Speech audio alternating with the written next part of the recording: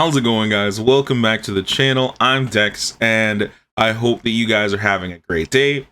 What I wanted to jump into first before we start the video is just thank you guys so much for all the support that you've shown the channel here on YouTube, over on Twitch, and over on TikTok. On TikTok now we're at 90K, so thank you guys so much for that. On Twitch we're now at 10K, so again, thank you guys so much for that. I am beyond words with how grateful I am to you all. Today's video is going to be about the Q&A I posed over on TikTok. About 170 questions were submitted. We won't be able to answer all of them today, but we will definitely get through as many as I can. I'll be answering questions from you guys that were posted just exclusively there. And generally, I think I may just throw in a couple of questions that I get a lot of times really often in stream as well. But either way, let's get into it.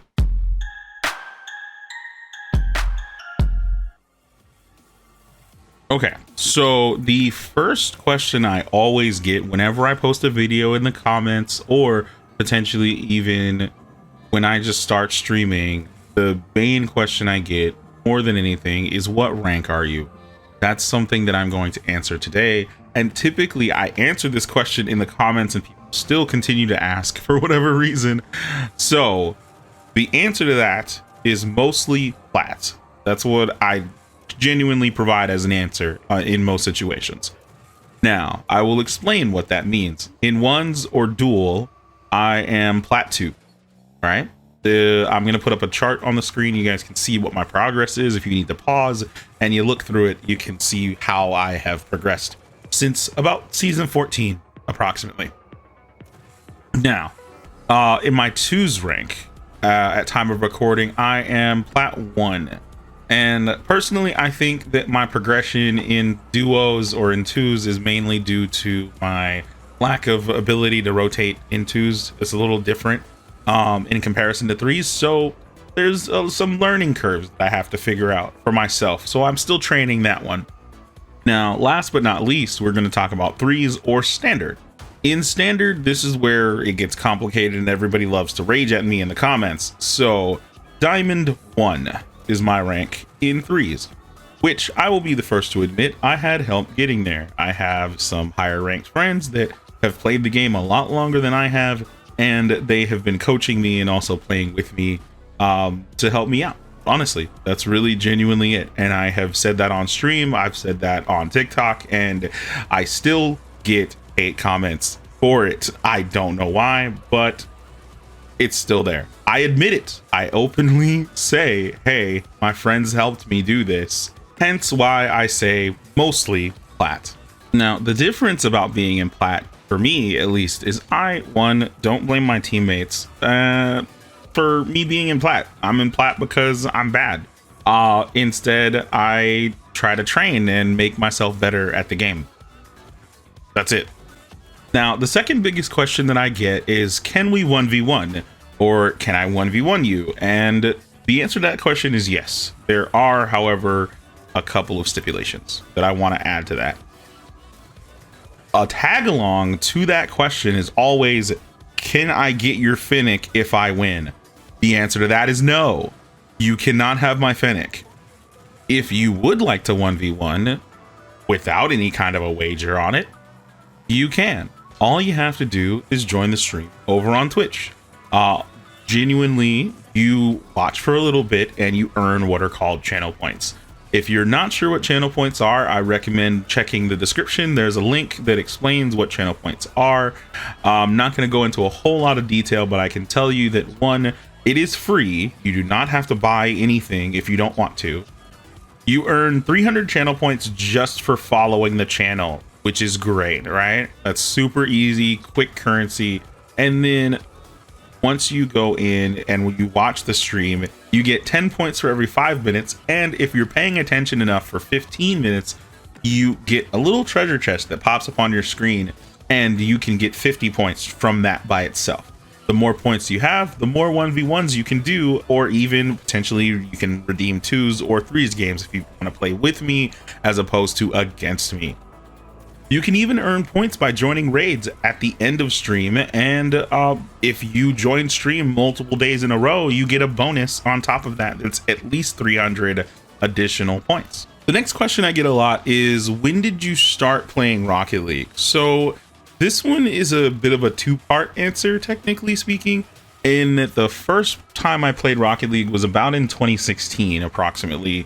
I also left the game in the same year, which was around season 2, I believe. Now, I did pick the game back up last year, approximately around January. Chat actually asked me to play the game when they were looking through my library. I think we were trying to find another game to play because the one we were on was just kind of stale, because I had been playing now at that point for like a couple hours that day or something like that. It was a lot of fun to start off, and I found out that a lot of people that were already playing my main game at the time were really quite far ahead of me in Rocket League. So what I did is I won a little bit, I lost a little bit, I trained a lot, and here we are. Rocket League is now my main game over on Twitch. Another relatively simple question that I get asked a lot is actually, when does your stream start? And while this is subject to change, at time of recording at least, my stream starts at 7 p.m. Eastern every day except for Thursday. To tag along to the last question, I think that we can say, like, how long have you been streaming is also a question I get. And genuinely, the answer to that question is, I've been making content since about 2016, but I did not do my first live stream on Twitch until 2018. It's been a long road, honestly, and my content has evolved a lot over the years, but I'm glad that it seems I'm starting to find a home in this space. Oh, this is a fun one. So question is, how many Fenix do you have? The answer to that one is actually really simple. That one's the easiest question of the whole thing, I think, honestly. Currently, I have 4 Fenix. Those 4 Fenix are standard, which is just the regular one. I think it's like kind of black or maybe dark gray, technically, as a trim. There's forest green, orange, and sky blue. I have multiple presets for all of them, and if you want to check out what my presets are, you can check out my last video. I'll put a link to that somewhere on the screen, or maybe as a card potentially in the corner. So with the level of progression I have so far, honestly, another great question that I get a lot of is, how many hours do you have in the game? Now, this one is a bit hard to answer, only because by the time you guys see this video, that number is going to go up. But basically, around the time of recording, I have a little over 800 hours in the game, and most of them are on PC. I can show you guys generally the two things that I have. I believe it was around 500 hours on PC and a little over 200 hours, nearly 300 on Xbox. So the last question I want to answer today is going to be mostly about my name and my community. So Dex is actually my name, and Howl is just because I think wolves are cool, honestly. I know that sounds funny, but it's true. I was telling chat the other day about that I wanted a Siberian Husky at one point, just because they kind of look like wolves. Really, they do. And then unfortunately, the climate I live in doesn't allow for that, because it just would not be healthy for the dog. But anyway, in terms of the meaning of my name, and like the meaning for me at least, when I look at Halheim is where the meaning starts to come out, really, more so than anything else. In a lot of cultures, wolves are seen as a symbol of strength. And I think that for me, when we look at Halheim and we break that down, Heim is a word in Germanic language, or in a couple of different languages actually, that means home or house. And if you want to kind of roughly translate that together, you could say House of Wolves is how I look at Halheim as a community. When you are talking about a wolf pack, you have lone wolves that can be accepted into the pack and become a part of the quote-unquote family that the wolves have created. And that's the way I see my community, is people trying to fit in, that they don't have really a place to turn, in the sense of the gaming community in competitive spaces has become very, very toxic to people that are just trying to play the game and have fun.